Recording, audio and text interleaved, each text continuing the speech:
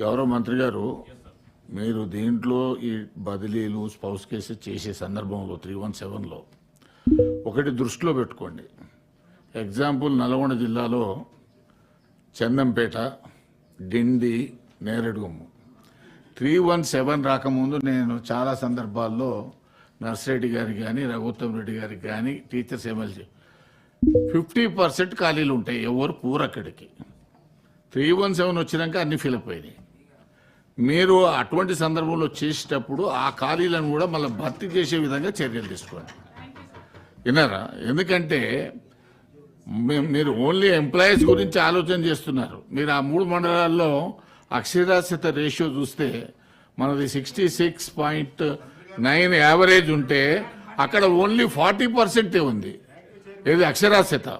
కాబట్టి అటువంటి ప్రాంతాల్లో కూడా ఖచ్చితంగా తీస్తే మీరు కొత్త వాళ్ళని వేస్తారా లేకపోతే ఎవరిని వేస్తారో అక్కడ పోస్టులు ఖాళీ ఉంచకండి. ఎందుకంటే గిరిజన ప్రాంతాలు అక్కడ ఉన్నటువంటి వాళ్ళు చదువుకోవాలా. కాబట్టి వాళ్ళకి చదువుకునే దానికి నేను కలెక్టర్ గారు ఒక ఎస్పీ గారు మెగా హెల్త్ క్యాంప్ పోయినాం పెద్ద మునగల్ అనే విలేజ్లో. పోతే హెడ్ మాస్టర్తో సహా విద్యా వాలంటీర్లు ఉన్నారు, పిల్లలు 400 మంది ఉన్నారు, పర్మనెంట్ టీచర్ లేడు.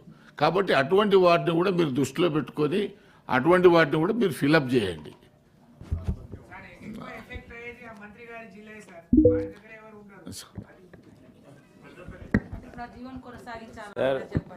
సార్ ఒకటి పెద్దలు ప్లీజ్ డెఫినెట్లీ సార్ చైర్మన్ గారు సార్ మీరు చెప్పినట్టు ఈ నల్గొండ జిల్లాలో కొన్ని ఉదాహరణలు చెప్పారు అధ్యక్ష. దానికి సంబంధించి మేము ఒకటే కోరుతా ఉన్నాం అధ్యక్ష. డెఫినెట్లీ ఎక్కడైతే స్టూడెంట్స్ ఉంటారో టీచర్స్ లేకపోవటం వల్ల కొన్ని ప్రాంతాల్లో ఇబ్బంది పడిన వాటం వాస్తవం. దానికి సంబంధించి ఉద్యోగస్తులకు సంబంధించిన service seniority employees constitute a major force for economy అధ్యక్ష. సో వారి ఇంట్రెస్ట్ని కాపాడకుండా ఒక పక్షానే పోతాము. ఈరోజు మీరు 317 జీవోకు సంబంధించి గత ప్రభుత్వం తీసుకొచ్చినప్పుడు మేము స్థానికతను కాపాడతాం, వారి ప్రమోషనల్ ఆస్పెక్ట్స్ని కాపాడతాం, వారి సీనియారిటీని కాపాడతాం. ఆ విధమైన ఒక అడ్మినిస్ట్రేటివ్ ఒక యూనిట్ను సిస్టమ్ను క్రియేట్ చేసి ఉంటే ఈ ప్రమాదం ఉండకపోయేది. అది క్రియేట్ చేసుకుంటూ మీరు అనుకున్నట్టు సీనియారిటీ కాదు, ఈరోజు రేషనల్ బేసిస్ మీద సీనియారిటీ కాదని ఉద్యోగ సంఘాలతో కూర్చొని ఈరోజు మీరు అక్కడ ఎక్కడైతే టీచర్లు లేరో ఆ టీచర్ల లేని స్థలాల్లో మీరు పోవాలి అని రూల్స్లో పెట్టి మీరు ముందుకు తీసుకెళ్తే బాగుంటుండే. ఏది కూడా రేషనల్గా లేదు, ఏది కూడా అన్సైంటిఫిక్గా పోయేయడం వల్ల ఈ విధంగా జరిగింది అధ్యక్ష.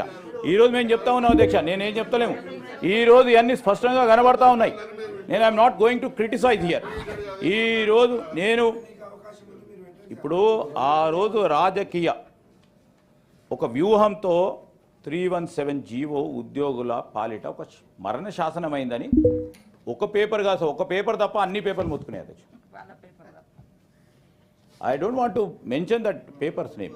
సో ఈరోజు నేను కూడా చెప్తా ఉన్నాం అధ్యక్ష, ప్రతిరోజు కూడా వారి శాసన మండలి సభ్యులకు సంబంధించిన పొద్దుడు లేవగానే 317 జీవో ద్వారా ఇబ్బంది పడతా ఉన్న ఆ ఉద్యోగస్తులు మన ఇంటికి వచ్చి దరఖాస్తు ఇస్తూ ఉన్నారా లేదా సార్? మీరు టీఆర్ఎస్ సంబంధించిన శాసన మండలి సభ్యులు కావచ్చు, శాసనసభ్యులు కావచ్చు, మీ ఇంటికి వచ్చి దరఖాస్తు ఇచ్చారా లేదా?